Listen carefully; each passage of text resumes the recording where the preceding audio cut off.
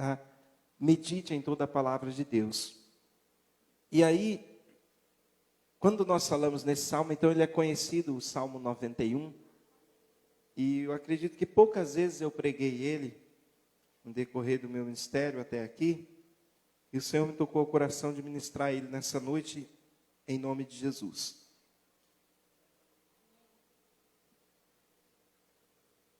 Eu não vou ler ele todo de uma vez. Eu quero fazer diferente, quero ministrar o culto nessa noite como um estudo, apesar que de uma maneira bem simples, para que todos entendam. Ainda que a palavra de Deus nunca é simples, né? Ela é poderosa. Mas o que eu quero dizer é que eu vou lendo o versículo um após o outro, explicando, não ler ele tudo, tá? Começando aqui no versículo 1, Salmo 91, versículo 1, diz assim, irmãos: aquele que habita no esconderijo do Altíssimo, à sombra do Onipotente descansará. Você já parou para pensar, irmãos? Eu peço a Deus, em nome de Jesus, que fale mediante a sua perfeita vontade. Você já parou para pensar o que diz aqui, só o versículo 1, na grandeza do nosso Deus? Aquele que habita. Habitar é morar. Fazer da presença de Deus a sua moradia. Amém? Habitar é o quê? É morar, tem a ver com moradia. Então, aquele que habita no esconderijo do Altíssimo. Então, nós devemos fazer a presença de Deus, se a Bíblia nos diz que o Espírito Santo habita em nosso coração, nós somos templo do Espírito Santo, a presença de Deus é uma moradia para nós. Ou seja, nós devemos viver na presença de Deus. E aí a Bíblia diz assim, no esconderijo, aquele que habita no esconderijo do Altíssimo. Você, quando era criança, já brincou de esconde-esconde? De vez em quando eu vejo as crianças na rua da minha casa brincando de esconde-esconde. Algumas vezes o Vinícius foi ali, vai ali, brinca com eles de esconde-esconde. E elas gostam, né? Mas a grande questão é que é difícil você se esconder bem, né? Principalmente na cidade. Eles têm que se esconder atrás dos carros, das coisas, o outro vê. Aquele que já foi achado, muitas vezes dedura o outro, aquela coisa toda. Você já pensou em estar escondido na presença de Deus? O que significa isso, irmãos? Que o diabo, ele não vai encontrar você para, como diz o ditado, para te destruir. Porque essa é a vontade dele. Ah, pastor, mas a Bíblia diz que o inimigo ele anda ao derredor, sim. Mas significa que na presença de Deus você está escondido, seguro. Significa, irmãos, que nós devemos descansar quando diz a sombra do onipotente. Onipotente está falando que Deus é dono de todo o poder. A palavra onipotente significa que o nosso Deus é dono, Senhor, sobre todo o poder que existe. Nenhum demônio, nem qualquer divindade que o mundo creia é poderoso. Porque foi o nosso Deus que criou todas as coisas e tem poder sobre todas as coisas. Ainda que os demônios se rebelaram, foi Deus que criou todas as coisas. Deus tem poder sobre tudo. Significa que se Deus quiser permitir alguma coisa, Ele permite. Mas se Ele não quiser permitir, irmãos, não tem diabo que faça. Essa é a segurança que nós temos no Senhor, se habitarmos na presença dEle, no esconderijo do Altíssimo. Pastor, então por que eu vejo um crente morrer, um crente passar por dificuldade? Porque Deus permite. Mas por que Deus permite? Aí é outra questão, nós muitas vezes não sabemos, porque envolve várias questões. Tem pessoas que podem estar sendo provadas para ser aprovadas? Tem. Deus a ninguém tenta, o tentador é o diabo. Mas Deus permite também a tentação. Somente aquele que é provado pode ser aprovado. Tem Deus permitir? Tem. Por que que Deus permite? Não sabemos, mas sabemos que o apóstolo Paulo nos ensina que nós devemos perseverar, porque em toda provação nós somos fortalecidos. Então, se Deus permite alguma coisa na nossa vida que a gente não gosta muito no momento, descansa em Deus. Como diz também o Salmo 34. Confia nele, e o mais ele fará. Amém? Então, aquele que habita no esconderijo do Altíssimo, a sombra do Onipotente descansará. Aí diz o versículo 2: direi do Senhor, Ele é o meu Deus, o meu refúgio, a minha fortaleza, nele confiarei. Sabe, irmãos, vou dizer algo para vocês, coisas que eu mesmo já pensei, às vezes de mim mesmo, tá? Não estou uma pregação de julgar você nesse momento, mas eu acredito que você já teve o mesmo pensamento do que eu vou dizer aqui. Muitas vezes nós servimos a Deus, meio que parece que desacreditando de quem Ele é. Não de dizer que não acredita em Deus, mas parece que se esquecendo que Ele é o Todo-Poderoso, que nele nós estamos refúgio, que nele nós podemos confiar, nós podemos descansar. Parece que muitas vezes nós servimos a Deus, se esquecendo realmente de quem Ele é, se esquecendo da grandeza e do poder dEle. Se esquecendo daquele que Ele disse para Marta: Marta, se você crer, você verá a glória de Deus. O salmista diz: eu vou dizer do Senhor, Ele é o meu refúgio, Ele é a minha fortaleza, e nele eu confiarei. O que significa confiar em Deus, irmãos? Nós trabalhamos, amém? Cada um no seu trabalho, né? Cada um na sua função no dia a dia. Nós temos nossos afazeres. Pode ser que uma irmã seja uma doméstica, mas tem os seus afazeres.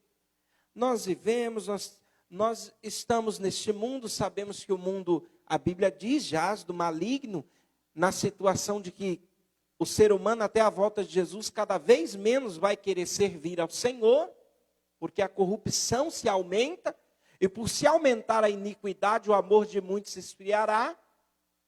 Mas até a volta de Jesus, Jesus disse: eis que estou convosco todos os dias até a consumação dos séculos.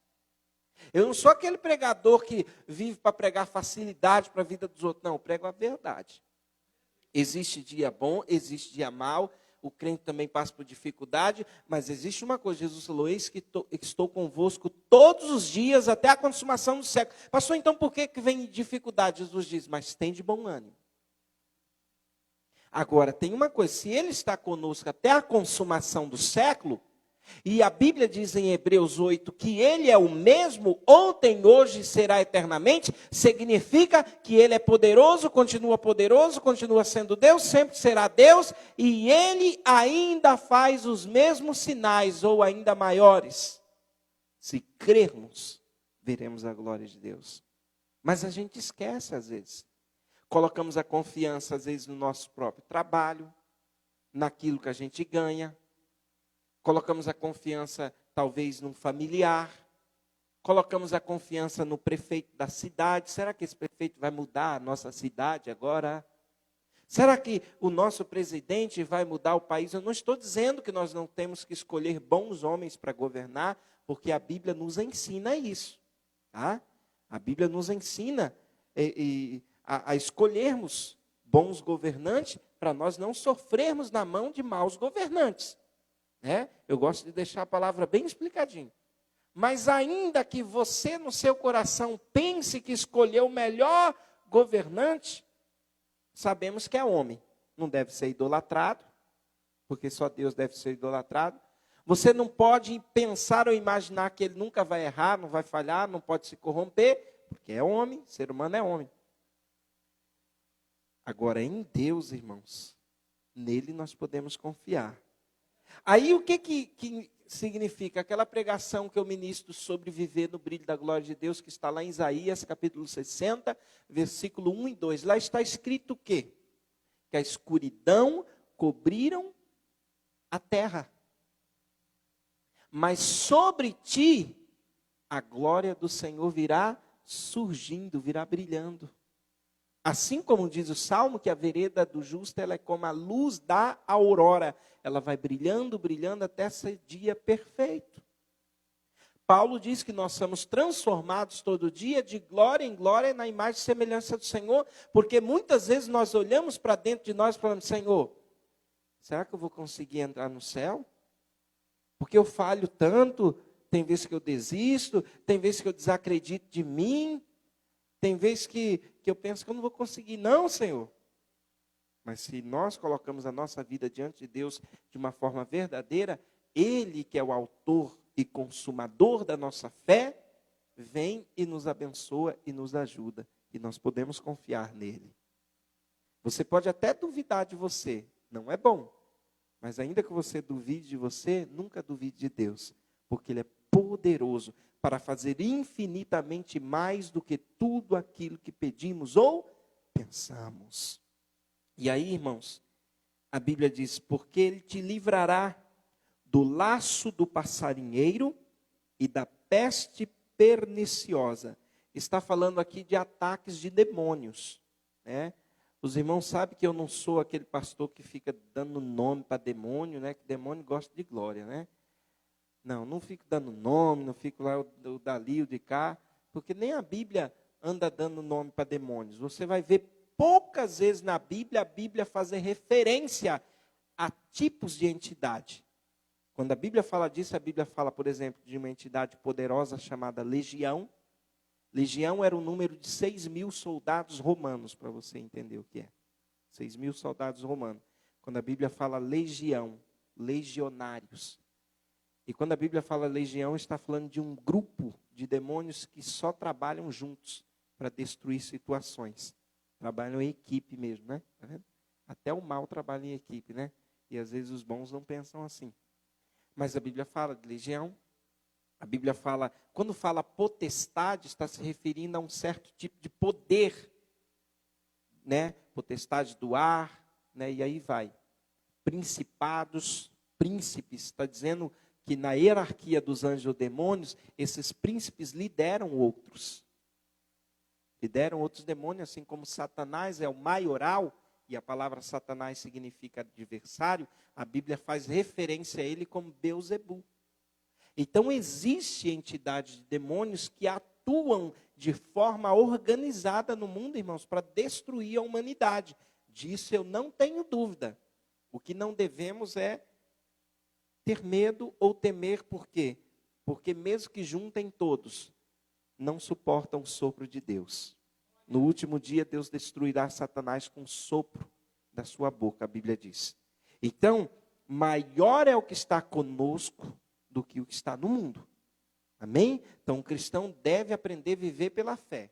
Tem muita pessoa que serve a Deus há tanto tempo e ainda está com medo. Não estou dizendo que os demônios não agem, mas a gente não tem que viver por medo, e sim por fé no Deus que nós servimos. E aí isso significa confiança.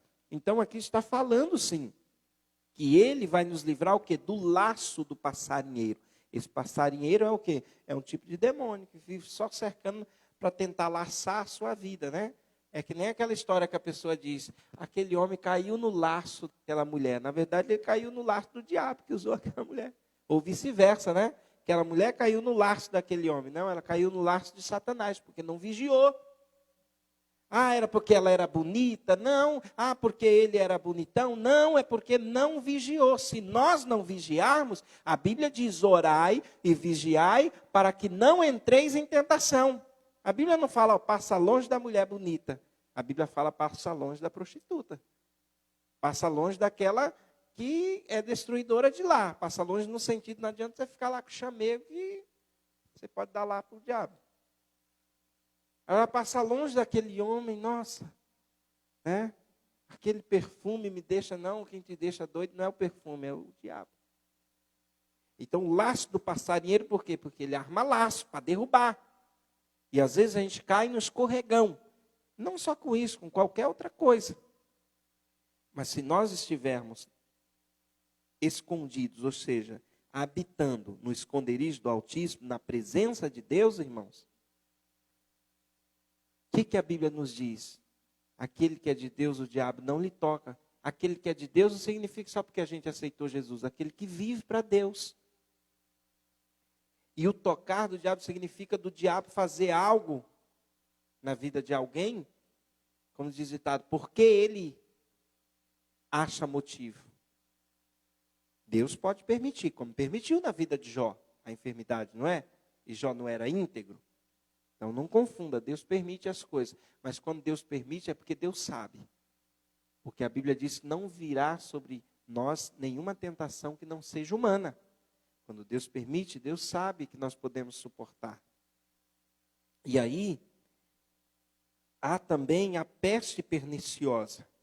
Nós temos ouvido tanto, né, agora esse ano, né, a questão por causa do vírus. É uma peste, irmãos, no mundo. Aí tem pessoa que vai pregar, foi Deus que mandou, o outro foi o diabo que mandou, foi não sei quem que mandou. Não estou falando quem mandou, mas quem é usado para espalhar ainda o mal, né? Satanás e seus demônios. Deus que permite o mal. Mas quem é o causador do mal, de todo o mal, né? O diabo.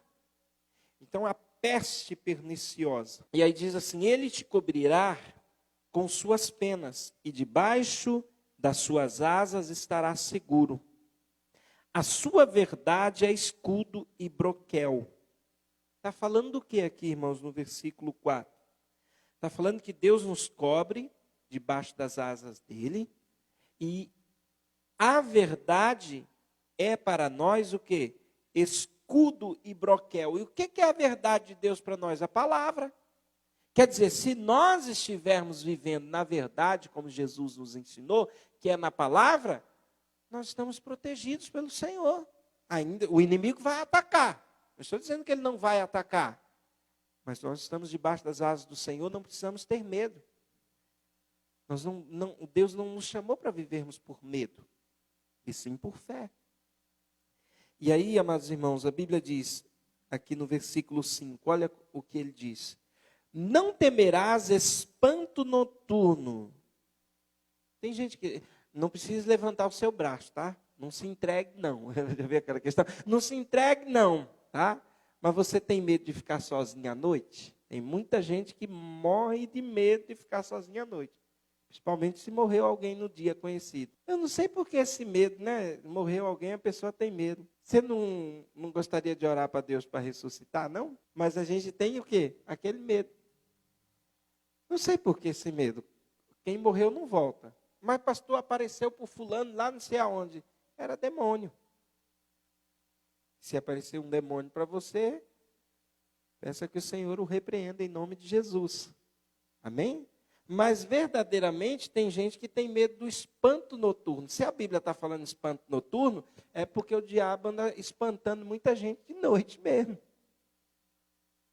Ele age, irmãos. O bicho não é que ele está agindo como um monstro, mas ele age com outros medos. Por quê? Porque na escuridão, a gente tende ao quê? Você não está vendo, a Bíblia diz que se nós andarmos de dia é mais fácil, né? A gente está na luz, então na escuridão você não vê de onde o inimigo vem, não é só por causa de monstros, dessas coisas. Também tem gente que não está com medo de demônio, mas está com medo, meu Deus, será que vai vir na minha casa? Meu Deus, será que vai me roubar? Meu Deus, será que vai fazer isso? Meu Deus, será porque é de noite, espantos noturnos. E aí a Bíblia ainda fala assim, só que não fala só de noite, fala, e nem seta que voe de dia. Seta, aqui eles conheciam como aquelas flechas. Você já viu que seta, ela parece uma flecha? Porque é relacionada a isso. Seta, a flecha, ela vai com tudo e dificilmente alguém, é praticamente impossível quase se desviar dela. Então, setas também são hostes de demônios que agem, que voam de dia, né? Que agem de dia. Ou seja, os demônios não tiram folga, agem de dia e de noite. Mas a Bíblia ainda assim está falando, você não deve temer, nem de dia e nem de noite. Você está confiante no Senhor e pronto. Aí a Bíblia diz assim, ó, versículo 6, nem peste que ande na escuridão. Aí a gente pensa assim, Já não acabou de falar do espanto noturno? Agora está falando da peste que anda na escuridão. Peste está relacionada a quê, irmãos? A doenças.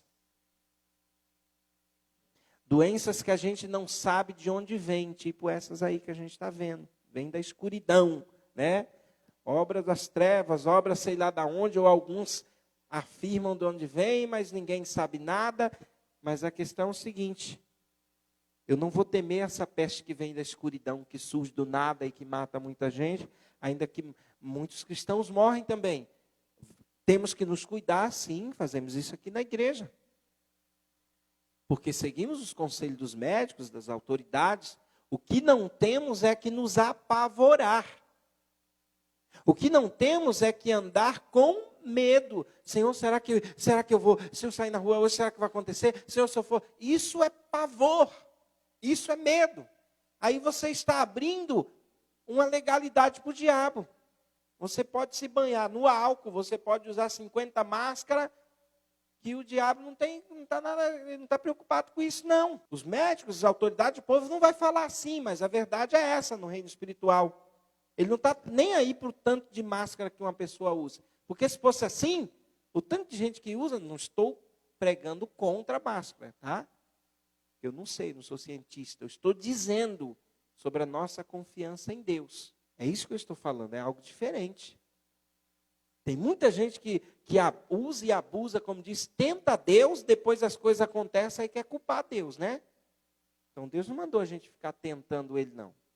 Ah, eu sou de Deus, estou nem aí, vou sair no meio da multidão, né? Ninguém quer isso, né? Ninguém sai gritando, espirra em mim, né? Ninguém faz isso, né? Mas a gente não deve viver por medo, irmãos. Apavorado. Porque lembra o que Jó disse? Aquilo que eu temia, aquilo que eu tinha medo, me sobreveio. E qual era o medo de Jó? O que aconteceu com ele.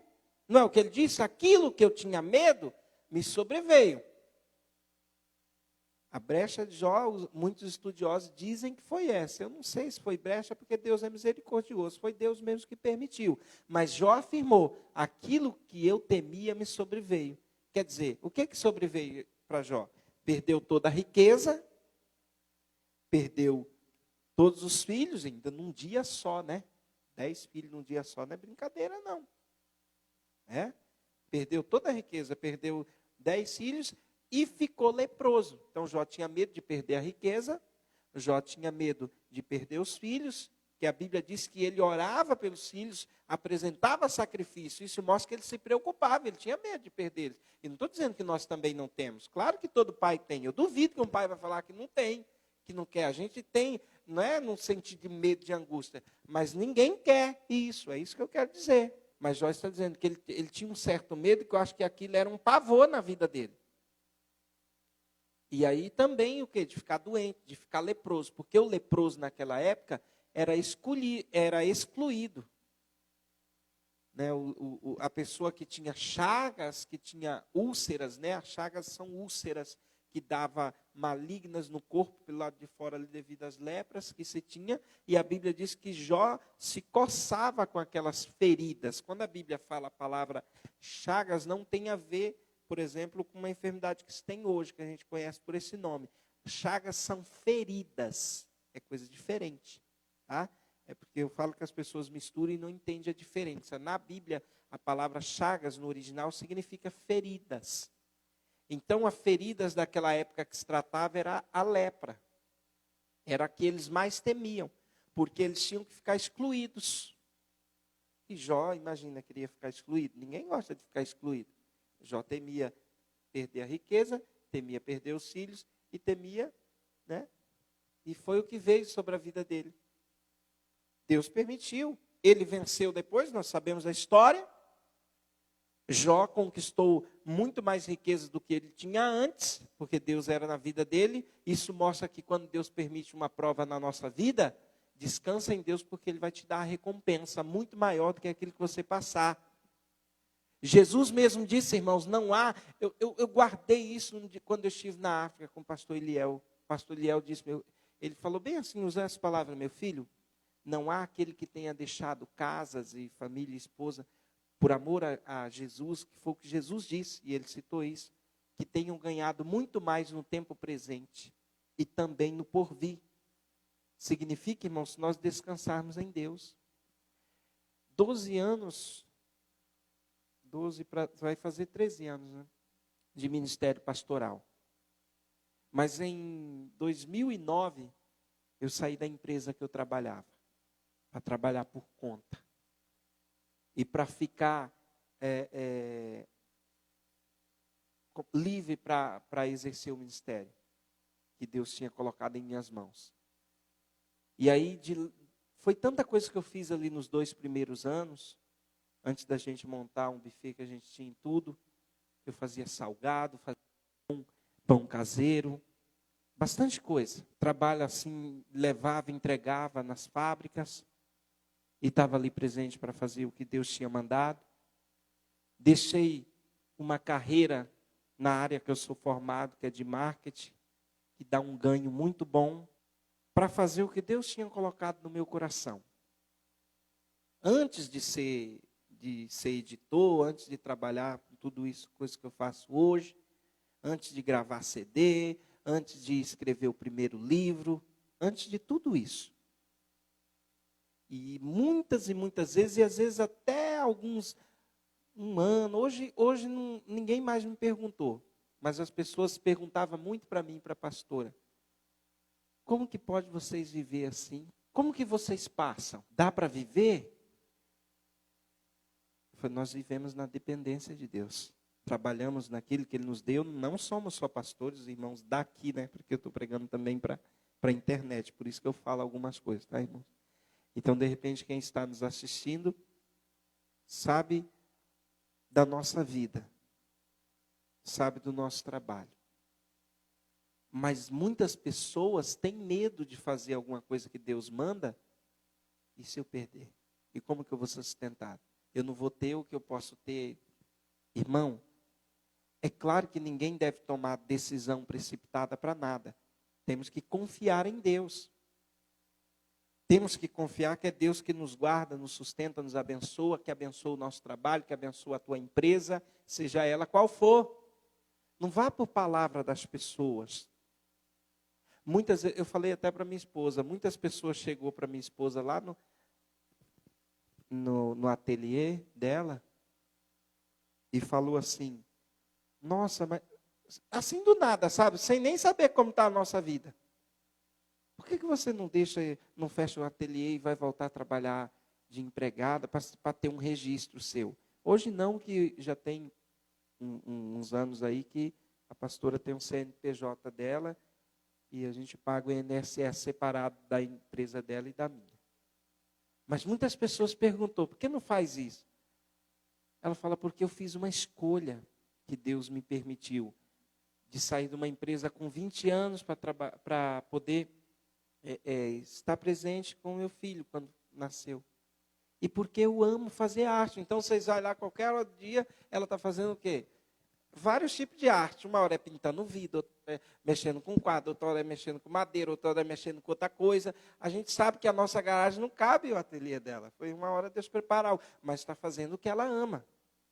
Eu disse para ela, sabe de uma? Tem gente que às vezes pergunta curioso para saber quando você ganha. Para saber se você está vendendo. Tem gente que chega para mim e fala assim, mas dá dinheiro o livro? Só falta me perguntar assim, quantos livros você vendeu na Amazon esse mês? Fazendo propaganda da Amazon.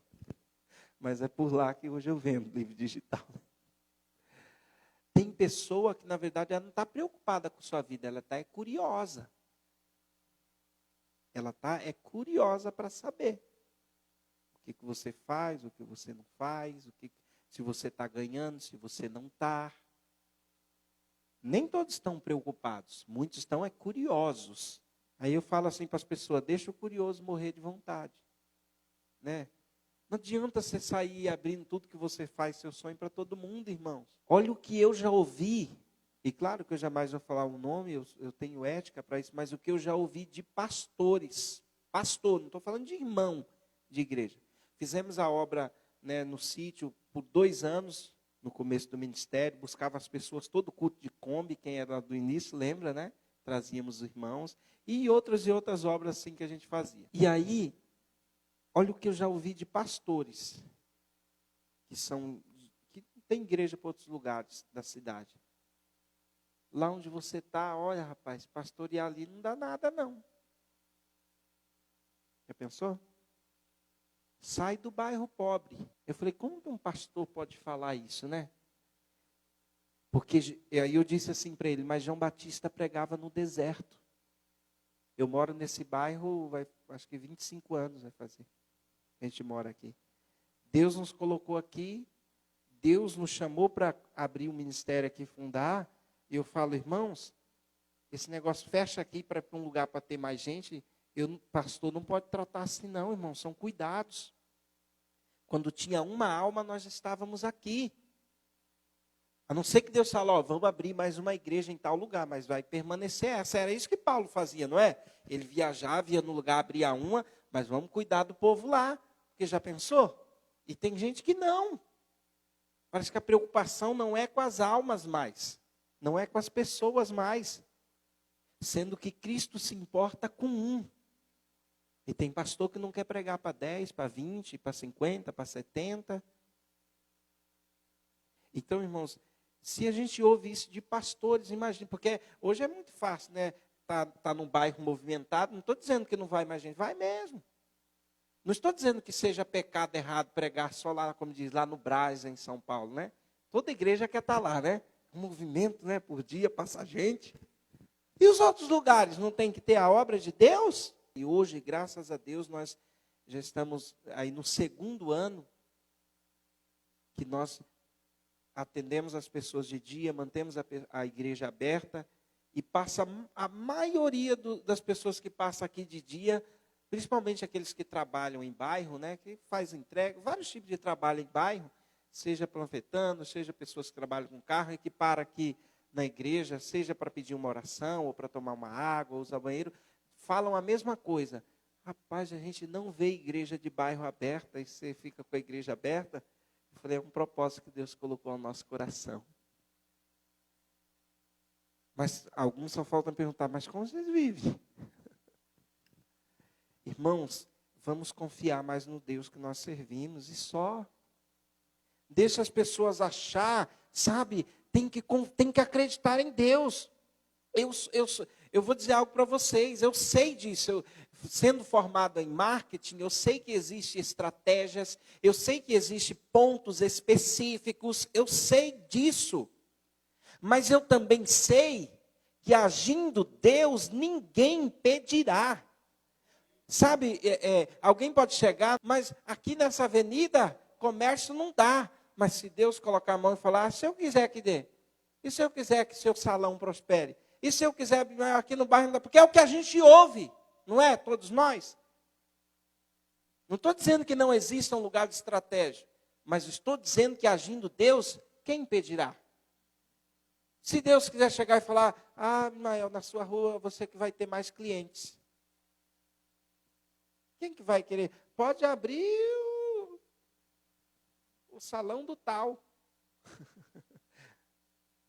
É Deus que vai, né? Mandar, né, Claudinho, na situação. Ele estava esperando. É Deus que vai mandar na situação, né? É Deus que vai mandar o cliente. Mas tem 50 mecânicas lá. Mas vai naquela ali, ó. Entendeu, irmãos? A gente tem que confiar em Deus. Sabe, irmãos, o que mais agrada no meu coração não é quantos livros ou quantos CDs eu já vendi até hoje. O que mais agrada são testemunhos, todos os testemunhos que eu já recebi, quando recebo até hoje, de um louvor, ou de um livro, ou de uma passagem do livro, quando alguém me manda. Olha, Deus me abençoou nessa situação, estudando isso aqui, ouvindo isso. Eu já contei vários testemunhos, já recebi testemunho de pessoa que talvez eu nunca vou ver na vida, nunca vou conhecer. Hoje, pela internet, é mais fácil você ver, mas talvez pessoalmente nunca. E a pessoa passar um testemunho. Já recebi de Nova York, um jovem que talvez eu nunca vou ver. Mas é brasileiro, eu estava ouvindo a glória de Deus. O louvor à glória de Deus. Simples. Sabe o que ele disse? Estava numa situação de desespero, de pensamento de suicídio, triste com tudo. Ele falou, mas quando eu ouvi esse louvor, eu senti tanta alegria. Entende, irmãos, a diferença é o que Deus faz. Eu posso, aos olhos da maioria dos pastores, até para eles, né, ser um Zé Ninguém, mas para Deus, ser um pastorzinho. Mas para Deus, eu quero estar escondido no esconderijo do Altíssimo, isso é o que importa. O que Deus tiver de fazer, no tempo dele, se ele quiser, ele vai fazer, irmãos. Davi, lá no pasto, ele já era fiel a Deus e pronto. Ele já servia a Deus com falhas, porque temos falhas, eu não sou perfeito, nós não somos, mas servindo a Deus, no pasto aonde estamos. Pode ter igreja mais rica, pode ter pessoa mais rica, um monte de coisa, mas onde Deus te chamou? Acredite, acredite. Um dia uma irmã que congregava aqui, ela disse assim, pastor, será que eu ainda vou ver essa promessa de Deus nessa igreja? Eu falei, se você crer, você verá a glória de Deus. Se você não crer, você não verá. Depende de você crer, crer você vê. Não depende de mim, depende de outra coisa. O que é a glória de Deus para você? É um templo bonito, com muita gente, milhões? Ou é a presença de Deus? Então, irmãos, a glória de Deus é diferente daquilo que a gente pensa, daquilo que a gente vive, daquilo que a gente acredita muitas vezes. Então, habitar no esconderijo do Altíssimo é habitar na presença de Deus, irmãos. Você vai descansar em Deus. Você vai acreditar que para Deus nada é impossível. Mesmo que tudo seja, como diz, estranho ao redor, difícil, mas você sabe onde você está habitando. Na presença de Deus, no esconderijo do Altíssimo. O erro que eu vejo, às vezes, dos cristãos hoje é porque eles ficam atrás de campanhas de bênção, em vez de buscar a presença de Deus. Porque a Bíblia diz que nós, andando na presença de Deus, as bênçãos é que vão nos seguir, vão nos alcançar. Enquanto a gente está tão preocupado com a bênção, às vezes até recebe uma ou outra, mas na presença de Deus, deixa que o Deus quiser fazer por nós, Ele vai fazer. E aí diz assim, irmãos, 1000 cairão ao teu lado, 10.000 à tua direita, mas tu não serás atingido. Aqui muitos estudiosos falam de demônios, né, tentando e você permanecendo vencedor. Somente com os teus olhos olharás e verás a recompensa dos ímpios. Porque tu, ó Senhor, és o meu refúgio. O Altíssimo é a tua habitação. Nem o mal te sucederá, nem praga alguma chegará à tua tenda. Porque aos seus anjos dará ordem ao teu respeito para que te guardem em todos os seus caminhos. Esse versículo 11 aqui foi aquilo que o diabo falou para Jesus no deserto, né? Mas serve para nós. Quer ver? O diabo ainda que de uma forma errada, né? Querendo pregar para Jesus, né? Lembra que ele disse lá em Mateus 4? Aos teus anjos dará ordem ao teu respeito para que te guardem, né? Em todos os teus caminhos, ele diz, e não tropeça em nenhuma pedra, né? A gente chega até a pensar que o Salmo 91 aqui está se referindo somente a Cristo. Mas não, ele nos alcança, é para nós, porque nós vamos perceber abaixo que diz, eles te sustentarão nas suas mãos, para que não tropeces com o teu pé em pedra. Pisarás o leão, a áspide, calçarás aos pés o filho do leão e a serpente. Pois que tão encarecidamente me amou, também eu te livrarei, colocar-o-ei num alto retiro, porque conheceu o meu nome. Nós servimos, irmãos, servir a Deus no Novo Testamento para nós através do nome de Jesus. Nome que está acima de todos os nomes. Ainda que Jesus na nossa língua não seja Yeshua no hebraico, mas nós sabemos ao Deus que nós servimos. E aí, irmãos, já estou finalizando. Diz, ele me invocará, no versículo 15, e eu lhe responderei. Estarei com ele na angústia, livrá-lo-ei e o glorificarei.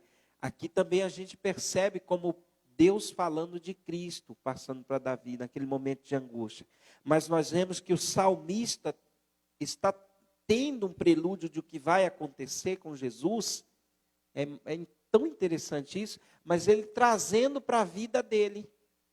sendo um servo do Senhor e habitando no esconderijo do Altíssimo. Dar-lhe-ei abundância de dias e lhe mostrarei a minha salvação. Aí no versículo 16 a gente vê que serve para nós. Por quê? Porque quem precisa ser salvo não é Jesus, somos nós. Amém?